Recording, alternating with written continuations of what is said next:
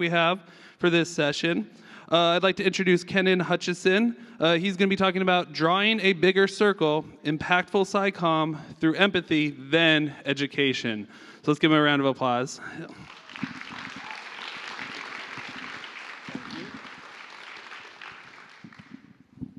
All right.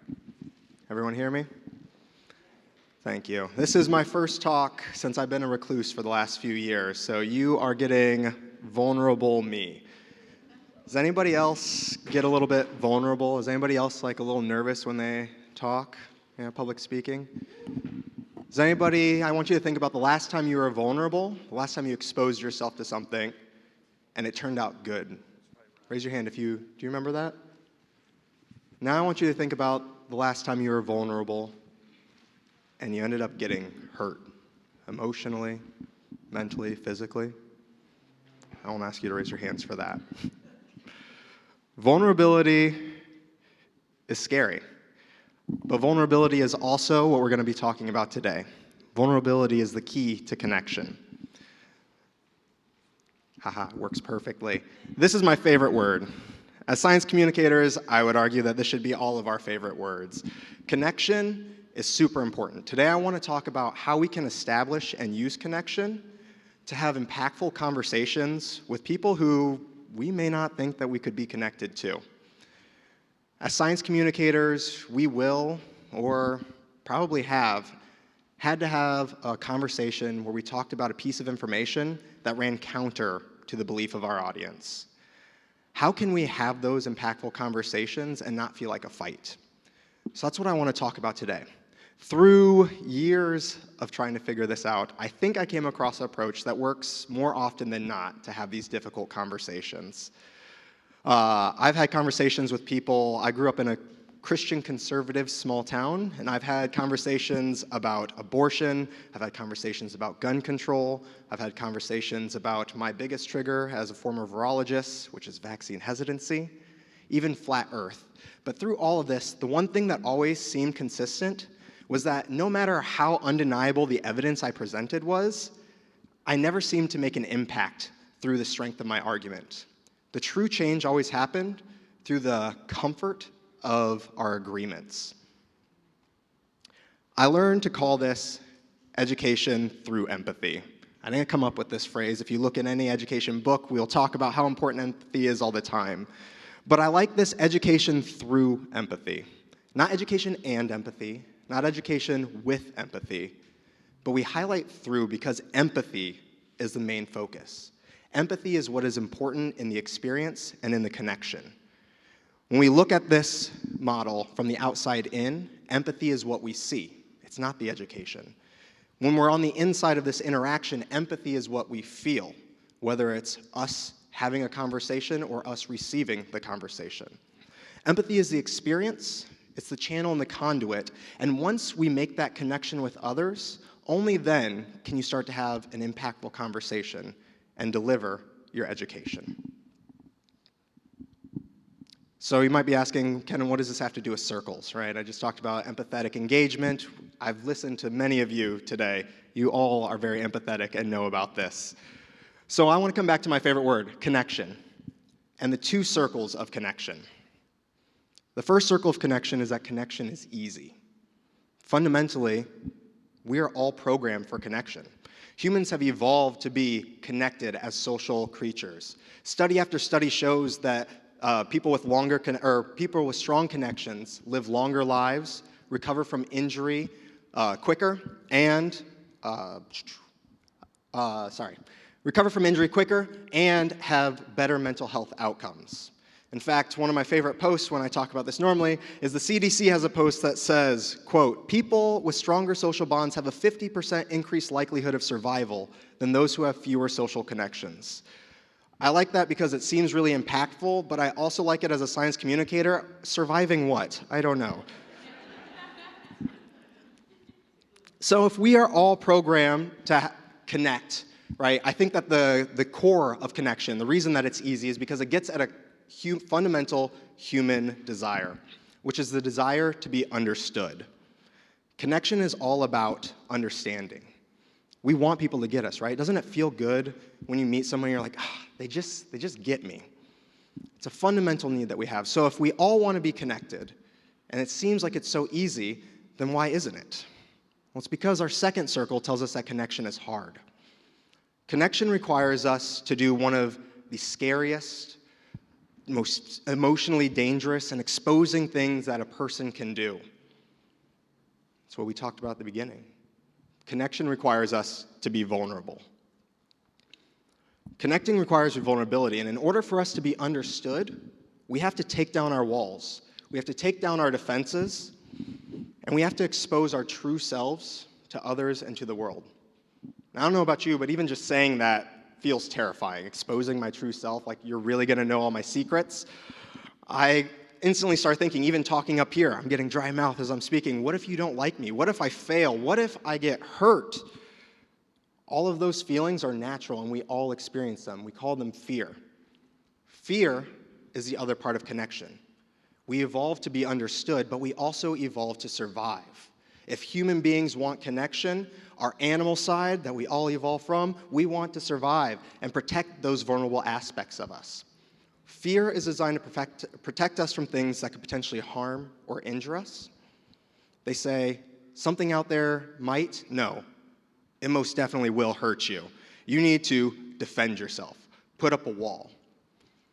So connection blocks us by its fear blocks us by its inherent function from being able to be understood.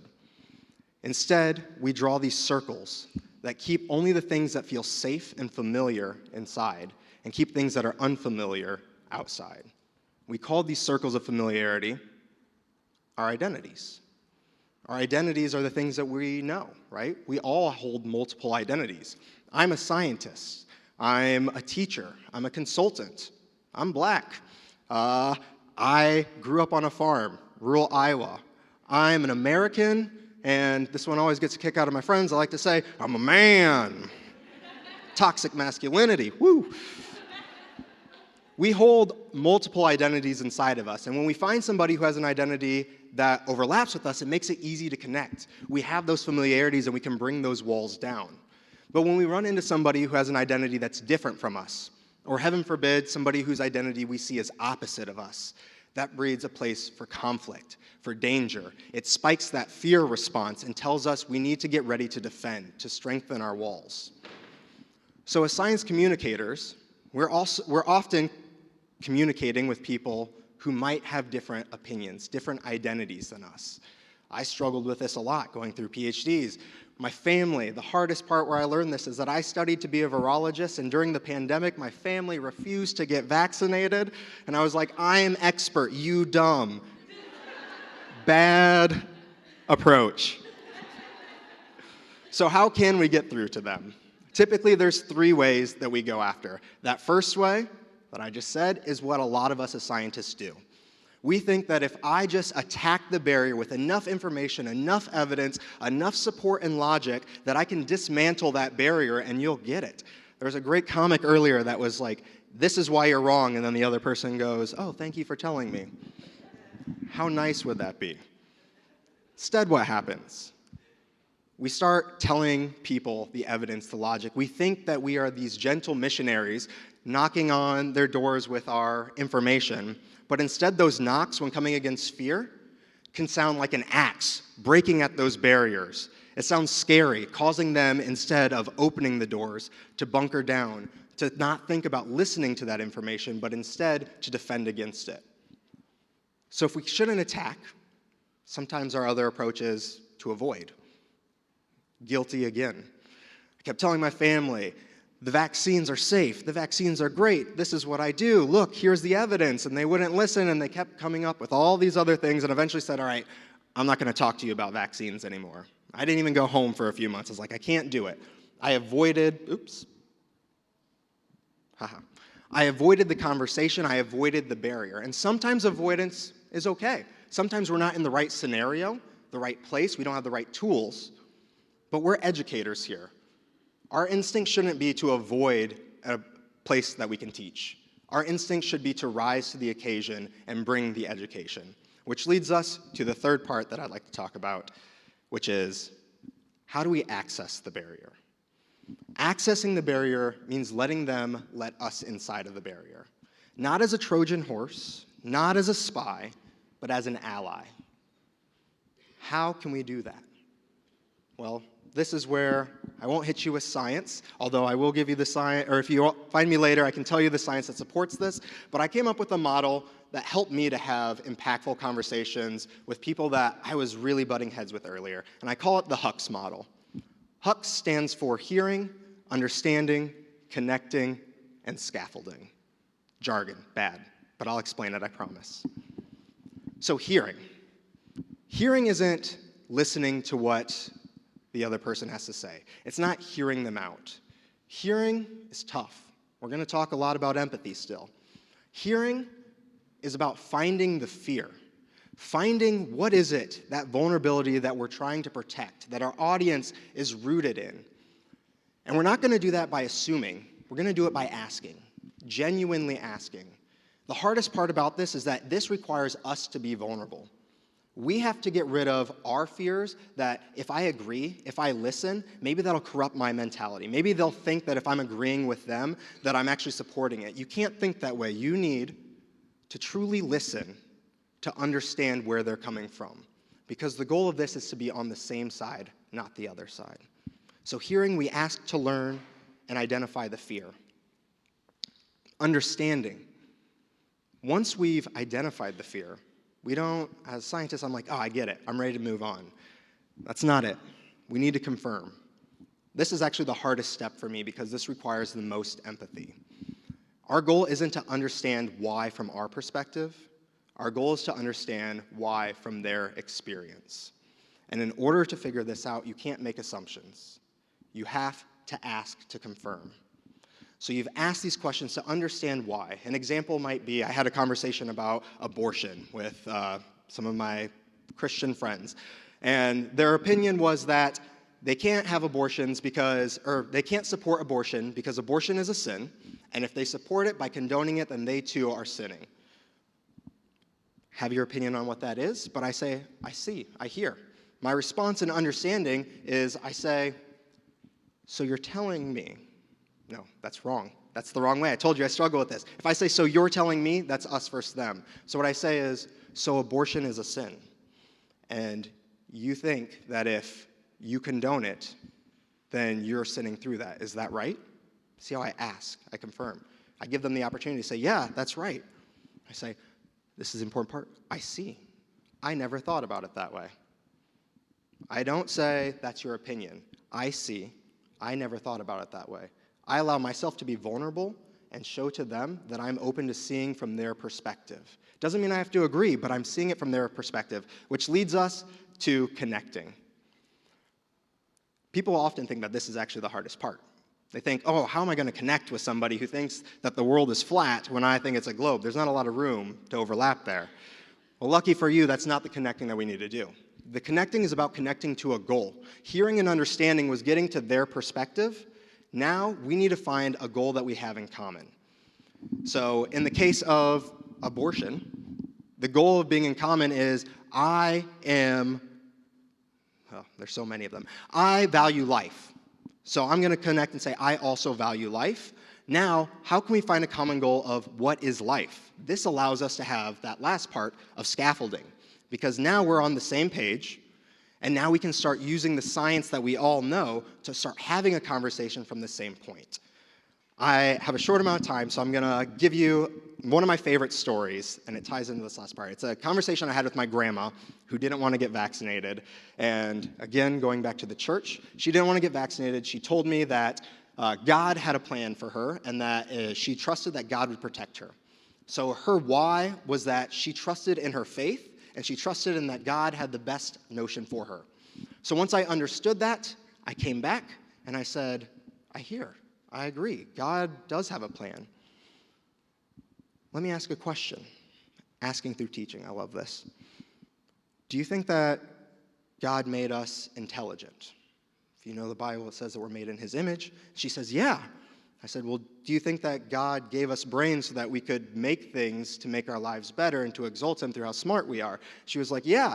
I said, well, then I mean, if we're made in his image and we're made to be intelligent, then wouldn't it make sense that using the vaccines that are developed by the brains and the antibiotics and the cars that we've developed is actually glorifying what he gave to us? And this is my favorite part. She gave me this look and she goes, huh.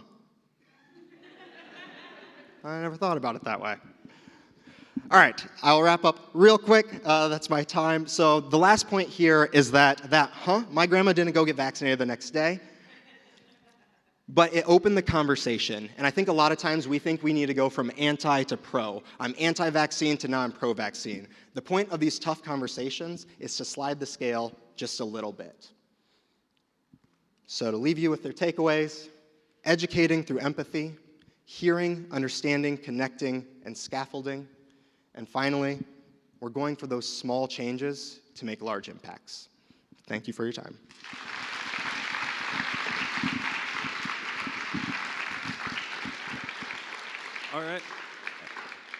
All right, everyone. We have a few minutes for questions. Raise your hand if you got a question. See one back there.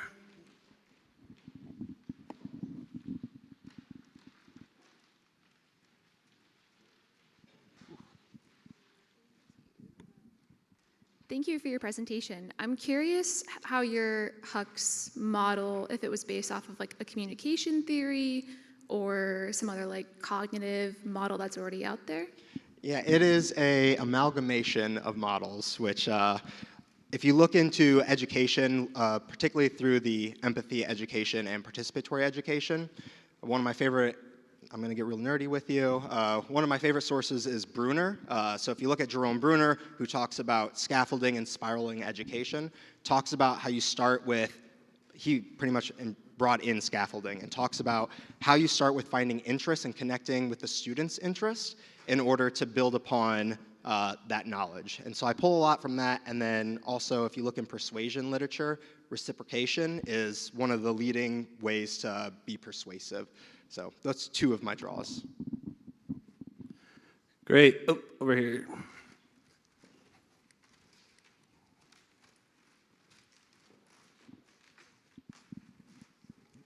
Thank you. You might not have an answer for this, and that's totally fine. But I kind of am looking at this in the perspective of if we can't have that one-on-one conversation with someone and we're working in a big organization that's focused on social media or using different kinds of platforms, do you have any tips on how to kind of translate that from that one-on-one conversation to maybe social media or visual videos, things like that? Yeah, that's a great question. That's for my 2-hour workshop on this. I used this when I was making social media posts as well. This comes to personas. So I think that the important work is don't be in that ivory tower. You have to get out and have these conversations with those people so that you can understand what is the basis of that fear in the people that you're talking to. And then once you have that, you build that persona, who you're talking to, and that's who you make your content for. I made a lot of social media content, and I used to be that person who's like, I make it for everybody. But it's not, really. When I made it for my family and the people in my small town, and it just so happens to resonate with other people. That's great. But knowing your audience is important. Great. For the sake of time, we should probably move on to the next one. So let's give it a round of applause again for next one.